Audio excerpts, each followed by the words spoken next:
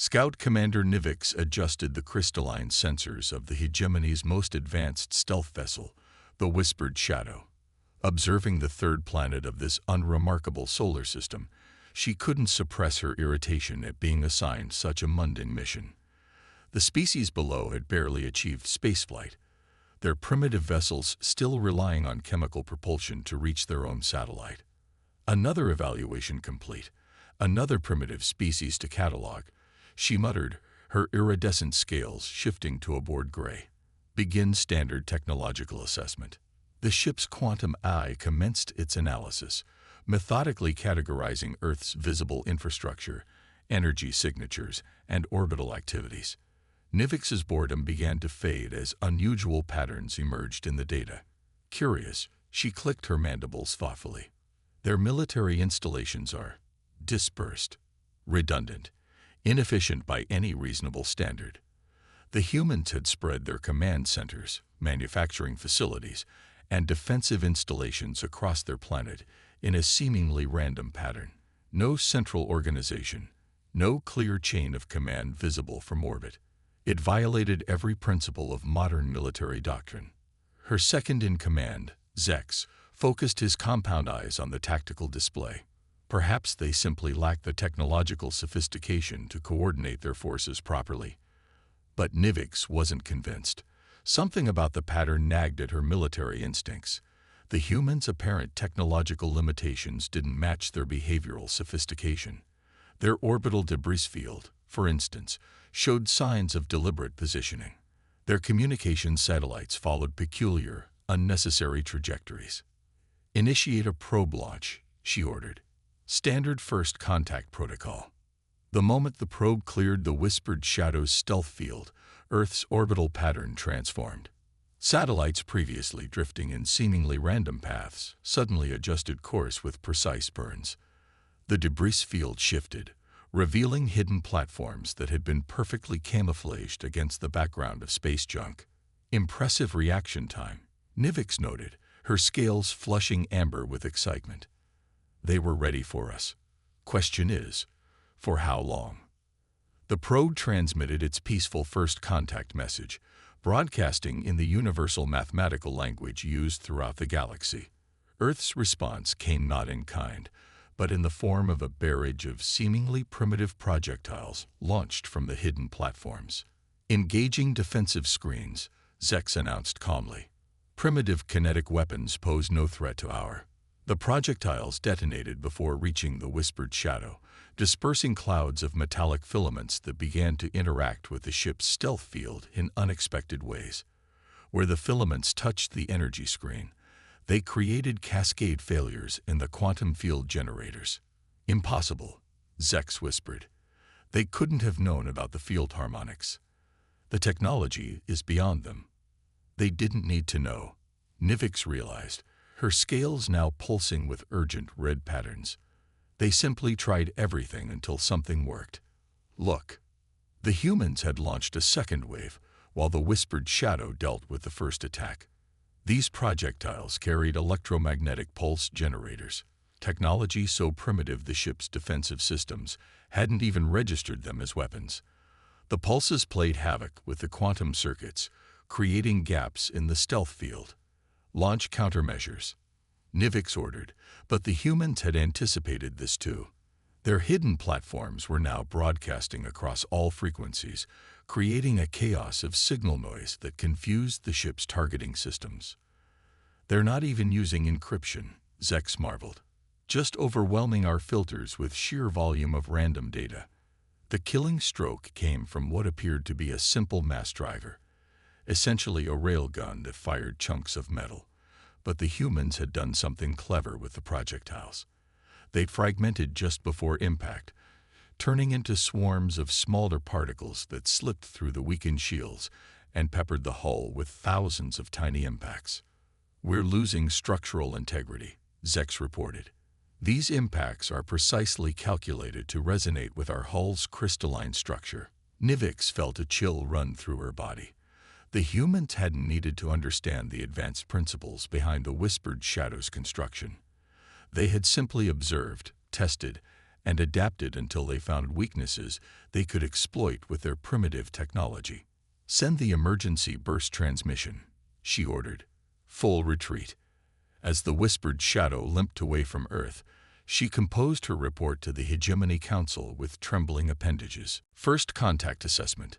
Species shows unprecedented tactical adaptation and technological innovation. Their apparent primitive state is a deception. They do not follow expected technological progression patterns. Instead, they master basic principles and exploit them in ways we never considered. Recommend immediate classification as Class 1 threat. Under no circumstances should the hegemony attempt military action against Earth without extensive preparation. She knew the Council would ignore her warning. They always did when it came to primitive species, but she had to try, because what she had seen today was something new. A species that didn't need to match the hegemony's technological sophistication to pose a genuine threat. As the whispered shadow jumped to faster-than-light travel, Nivix found herself hoping the Council would listen, because if they didn't, the hegemony was about to learn a very painful lesson about underestimating humanity. Grand Admiral Vorax strode into the Hegemony High Council chamber, his crystalline armor catching the light from the ancient quantum chandeliers above. The circular chamber, with its towering walls of living metal that pulsed with the collected knowledge of 10,000 years of galactic civilization, had never felt more suffocating. "The scout vessel's report is clearly flawed," he announced to the assembled council members, his dermal chromatophores flashing patterns of supreme confidence. "Commander Nivix has allowed a primitive species to rattle her nerves. Nothing more." High Counselor Merix, her form barely visible within her ceremonial energy field, leaned forward. Yet the whispered shadow suffered significant damage. "Our most advanced stealth vessel, crippled by a species that hasn't even achieved fusion drive technology." "A lucky accident," Vorax dismissed with a wave of his upper appendage. "They threw primitive weapons at random until something worked. It won't happen again." From the shadows of the chamber's upper tier, a quiet voice spoke. "Random, you say?" Council Elder Zix emerged into the light, his ancient scales dulled with age, but his eyes sharp with intelligence. "I have reviewed the combat data. Their attacks showed precise timing, careful coordination. They had prepared for our arrival." Vorax's chromatophores flickered with irritation. "Impossible. They couldn't have detected the whispered shadow's approach." "Perhaps," Elder Zix acknowledged. "They didn't need to. Perhaps they simply stay ready, always. Have you considered that possibility, Grand Admiral?" The chamber filled with murmurs as council members discussed this disturbing thought. A species that maintained constant battle readiness, even without a known threat. It seemed wasteful, paranoid, primitive, and yet undeniably effective. Vorax slammed his appendage against the speaking podium. "Enough. We are the hegemony. We have ruled the galaxy for 10 millennia. Our technology is beyond their comprehension. Our military doctrine has been perfected over countless conquests. I propose an immediate subjugation fleet. 3,000 ships should be sufficient. 3,000 ships against a single primitive world." High Counselor Merix's energy field pulsed with skepticism. "Isn't that excessive?" "It's about sending a message," Vorax replied. "Quick, overwhelming force. Show them their place in the galaxy. They will submit within days." Elder Zix moved closer to the center of the chamber, his walking staff tapping a warning rhythm on the living metal floor. "I have studied the historical records of this species. They call themselves humans. Did you know they still maintain weapons based on nuclear fission? Technology we abandoned as inefficient millennia ago." "Precisely my point," Vorax said. "They are primitive." "No," Zix corrected softly. "They maintain every weapon they have ever developed. They don't abandon technologies as they advance. They keep them, refine them, find new ways to use them. Their military doctrine is not about efficiency or elegance. It's about having as many options as possible." The council chamber grew quiet as the implications sank in. A species that never discarded a weapon, They kept adding to its arsenal generation after generation, refining and combining old technologies in new ways. But Vorax had already made up his mind. His chromatophores now pulse with the formal patterns of a military declaration. I will lead the subjugation fleet personally. We launch in 3 cycles. These humans will learn their place in the galaxy, and the hegemony will have a new client species to civilize. As the council session ended, Elder Zix remained in the chamber alone, studying the holographic display of Earth. They don't build like we do, he mused to himself. They don't fight like we do. They don't think like we do. And Vorax believes this makes them inferior. He shook his head slowly. I fear we are about to learn a very expensive lesson about the true meaning of superiority. In orbit around Mars, automated sensors detected the quantum disturbances of hegemony ships preparing for long-range jumps. Earth's defense networks quietly began to power up. In underground bunkers and hidden orbital platforms, human military commanders reviewed the data from the first encounter and finalized their preparations. They had learned much from the scout ship's visit. Now it was time to show the galaxy that humanity wouldn't bow to any empire, no matter how ancient or advanced. The lessons of thousands of years of human warfare were about to be applied to an enemy that had forgotten the fundamental truth of combat.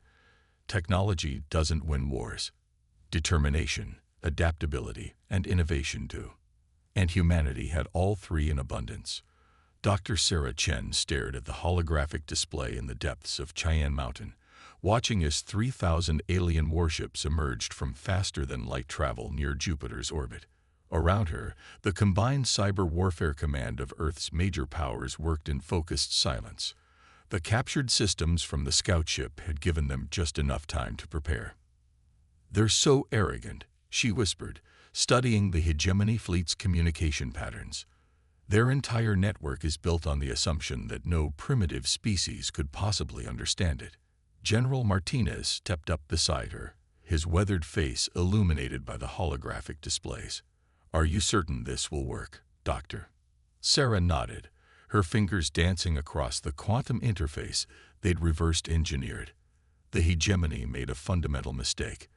They built their entire military network on perfect, unbreakable quantum encryption. But they never considered what would happen if someone simply ignored the encryption entirely.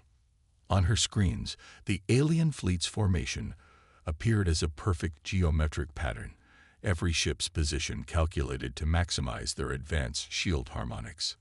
Grand Admiral Vorax's flagship sat at the center, its massive quantum processors coordinating the movements of the entire armada. Execute Operation Babel, Martins ordered. Sarah's team activated their attack vectors. They weren't trying to break the hegemony's quantum encryption. That would have been impossible with Earth's technology. Instead, they flooded the alien network with petabytes of random data, countless signals ranging from old radio broadcasts to digital noise. Their AI systems are designed to decode and analyze everything they receive, Sarah explained as the attack unfolded. They can't help themselves. It's hardwired into their programming, a legacy of their society's obsession with perfect information processing. The first signs of confusion appeared in the alien fleet. Ships began to drift slightly out of formation as their quantum networks struggled to filter the tsunami of meaningless data. The hegemony's perfect communication system was drowning in humanity's digital chaos. Phase 2, Martinez commanded. Hidden among the flood of random data were specialized programs, created by combining Earth's primitive computer code with fragments of hegemony quantum software. Like digital parasites, they slipped through the gaps created by the overloaded filters. They're in, Sarah announced, watching as her screens filled with alien code. Their quantum processors are trying to integrate our software into their network. They can't conceive of the idea that a less advanced system might be a threat. Across the alien fleet, ship after ship began to lose control of its systems. Their advanced AI, programmed to seek patterns in all data, tried desperately to make sense of code that deliberately defied their logic. It was like trying to teach quantum physics to a calculator. The simplicity of the human code confused the alien systems more than any sophisticated attack could have. Signal from the flagship, a lieutenant announced. They're demanding our surrender, in Windows 95 dialog boxes. Sarah allowed herself a small smile. Someone in Cyber Command has a sense of humor. Their translation matrix is completely corrupted. They can't distinguish between different forms of human communication anymore. The massive alien fleet, pride of the hegemony, began to drift apart as their coordination systems failed. Some ships fired weapons at phantom targets, their targeting computers confused by false sensor data. Others jumped to random coordinates, their navigation systems hijacked by simple command loops that shouldn't have been able to affect such advanced technology. Message from the Chinese Cyber Division. Another analyst called out. They've successfully uploaded cat videos to the flagship's primary display systems. The aliens are trying to shoot the cats. General Martinez shook his head in amazement. We're defeating the most advanced civilization in the galaxy with the digital equivalent of sticks and stones. That's the beauty of it, Sarah replied, watching as more ships fell into chaos. They built their systems to defend against sophisticated attacks, quantum-level cyber warfare, but simple brute force tactics. Basic code that doesn't even try to interface properly with their systems. They have no defense against that. On the main display, Grand Admiral Vorax's flagship suddenly began broadcasting on all frequencies, in Earth emojis. The great warship, pride of the hegemony fleet, was reduced to communicating in smiley faces and eggplant symbols. They're trying to shut down their networks, Sarah reported, but they can't. Their ships are too integrated, too dependent on constant quantum communication. They don't know how to fight without it. General Martinez stepped forward, watching as the mighty alien fleet dissolved into chaos. Send the message, the one we prepared. Sarah nodded and transmitted the carefully crafted response to the hegemony's original demand for surrender. It was written in simple, unencrypted text. Your technology is impressive, but you forgot the most important rule of warfare. Complexity is vulnerability. You have 1 hour to retreat. After that, we start uploading TikTok dances to your navigation computers. Humanity awaits your response. As the message went out, Sarah thought about the irony. The hegemony had spent millennia advancing their technology, making it more sophisticated, more integrated, more perfect. They never realized that in doing so, they had created a system so complex it could be defeated by its opposite. The elegant simplicity of human digital warfare. Dr. James Rodriguez stood in the center of Area 51's new Xenotech laboratory, surrounded by the dismantled components of a hegemony destroyer. The ship had been captured during the fleet's chaotic retreat, its quantum systems scrambled by Earth's cyber attack. What he saw in front of him defied everything he thought he knew about engineering. They've over-engineered everything, he muttered, examining a piece of the alien ship's propulsion system. Look at this, Colonel Blake. Their engine doesn't just use quantum fields for propulsion. It tries to calculate and optimize every single atomic interaction. Colonel Blake, the military liaison for the reverse engineering project, frowned at the complex machinery. Is that a problem? It's an opportunity, James grinned, pulling up a holographic display of his team's modifications. We don't need to understand how their quantum optimization works. We just need to understand what it's trying to accomplish. The display showed their prototype, a hybrid engine that combined the alien quantum field generator with human-designed mechanical systems. Where the hegemony ship had used incredibly complex calculations to achieve perfect efficiency, the human version simply brute-forced the process with raw power. We replaced their quantum optimization matrix with a standard fusion reactor, James explained. Yes, it uses more fuel. Yes, it's less elegant. But it's also nearly impossible to disable because there's nothing to hack. Sometimes the simplest solution is the best solution. Across the vast facility, similar transformations were taking place. Teams of engineers from every major nation were taking apart alien technology and rebuilding it in ways the hegemony had never imagined. They weren't trying to replicate the advanced technology. They were adapting it, simplifying it, making it their own. Report from the Weapons Division. Colonel Blake read from his tablet. They've managed to combine hegemony shield technology with conventional explosives. The results are spectacular. James nodded. The aliens use their shields to stop incoming attacks. We're using them to contain and focus our own explosions. Turn their defensive technology into an offensive weapon. Classic human thinking. In another section of the facility, Dr. Sarah Chen's cyber warfare team had made perhaps the most crucial breakthrough. They had discovered that the hegemony's quantum computers, for all their complexity, could be overwhelmed by simple, repetitive tasks. It's like giving a supercomputer an endless loop to process, she explained to a group of military observers. They built their systems to handle incredible complexity, but they never considered that someone might use that complexity against them. The implications were staggering. Humanity wasn't just learning to fight the hegemony. They were learning to turn the aliens' greatest strengths into weaknesses. Each captured piece of technology revealed new opportunities, not to copy the advanced science, but to subvert it. Message from the Chinese research facility, Colonel Blake announced. They've successfully integrated hegemony quantum sensors with 20th century radar systems. The combination is giving them detection ranges that exceed even the original alien specifications. James laughed. Of course it is. The aliens designed their sensors to filter out what they considered noise. We're teaching their technology to pay attention to everything. Sometimes primitive is better.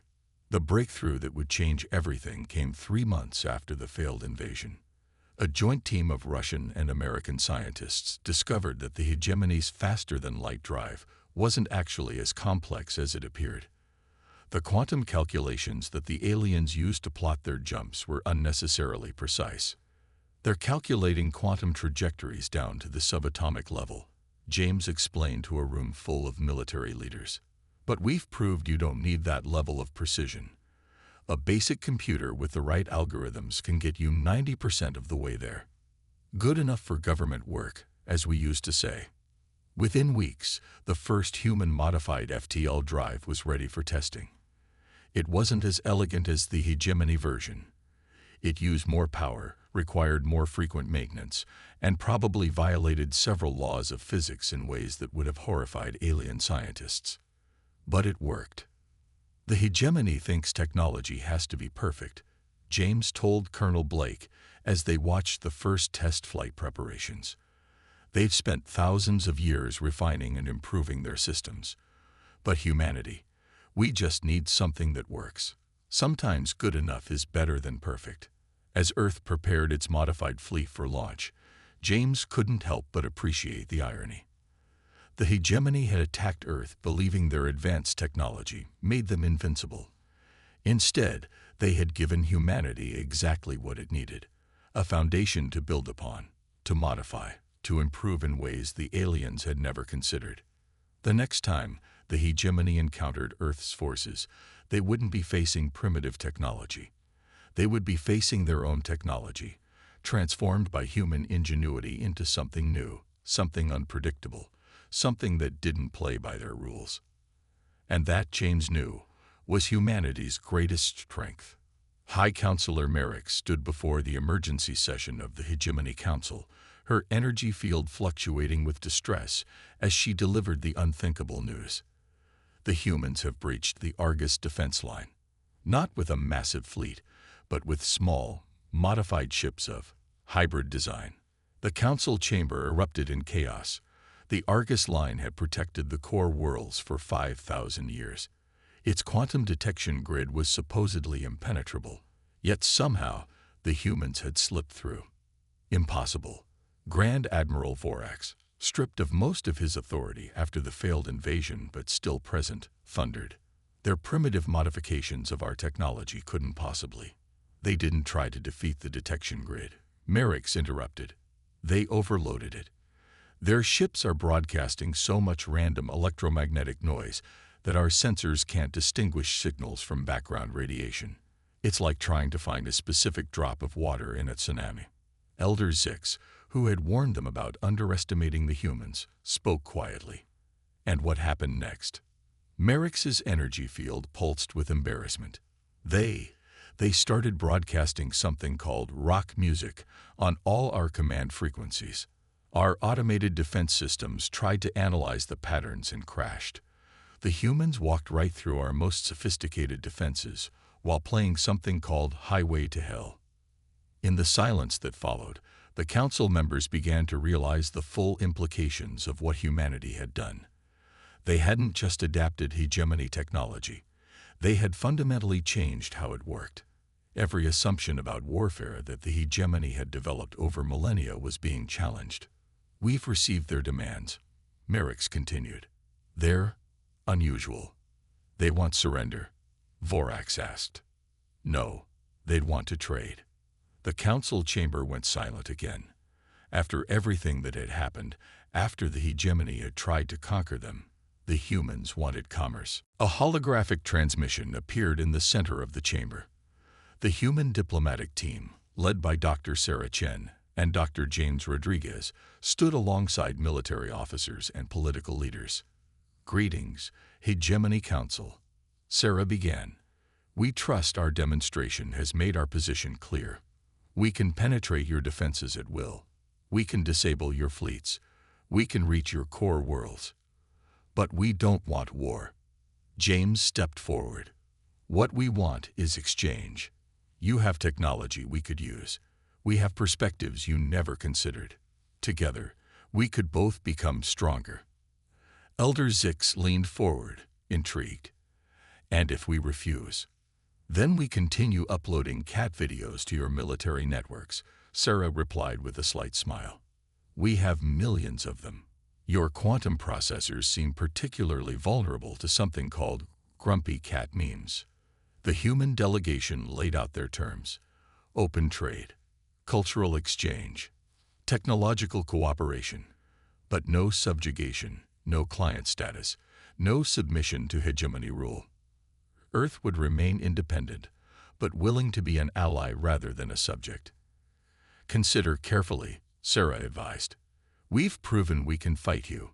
We'd rather not. Humanity has a long history of turning enemies into friends. We're offering you that chance. As the council debated, Elder Zix reflected on everything that had happened. The humans had taken the hegemony's greatest technologies and reimagined them in ways no one had thought possible. They had turned simplicity into a weapon, unpredictability into a strategy. Most importantly, they had shown that advancement didn't always mean complexity. The Council's decision was unanimous, though not for the reasons the founders of the hegemony would have understood. They chose peace not from fear, but from curiosity. What else could they learn from these humans who saw the universe so differently? 1 year later, the first joint Human Hegemony Research Institute opened on Mars. Hegemony scientists watched in amazement as humans took their perfect technology and made it imperfect in fascinating new ways. Quantum computers were paired with analog systems. Advanced AI was taught to appreciate illogical human concepts like humor and creativity. And in orbit above Earth, a new type of ship took shape. It combined hegemony precision with human improvisation, alien technology with Earth ingenuity. It was neither primitive nor advanced, but something entirely new.